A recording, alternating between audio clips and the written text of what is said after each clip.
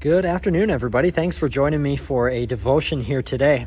I'm really excited about today's devotion. I want to share from you from the Gospel of Luke. My wife Jade and I have just been walking through the New Testament throughout the year and kind of going back and forth between different passages. And we just landed in the Gospel of Luke now. And so we're in Luke chapter 1.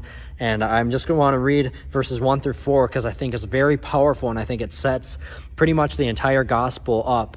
And I think that could be the case for pretty much any of the New Testament books as well.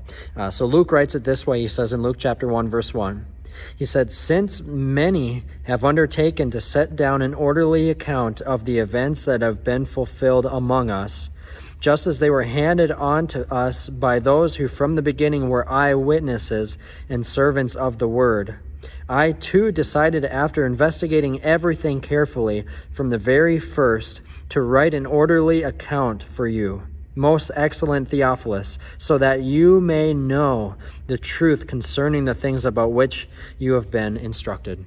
And so here we just hear Luke just share it, everything that it is. What is he sharing? Everything from the very first. He's giving us an orderly account of the life, teachings, death, and resurrection of Jesus Christ. That's why the word, the Bible was given to us.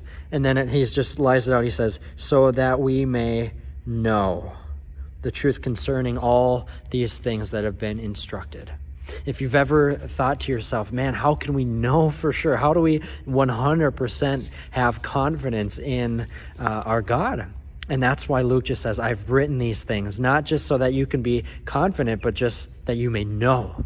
And knowing leads to confidence. When we know, we are assured that yes, because we've been given the account of what our God has done for us in Jesus Christ, we can read that account over and over and over and over and continually be strengthened by that account. That's why the Gospels were given. That's why all of Scripture in general was given, so that we could be strengthened by the promises given by our God through his disciples. And so I pray that this word, this promise strengthens you today. If you want to read the Gospel of Luke, if you want to read any passage, read it with that understanding that it was given as a document instructing us so that we may know the hope to which we've been called. God bless.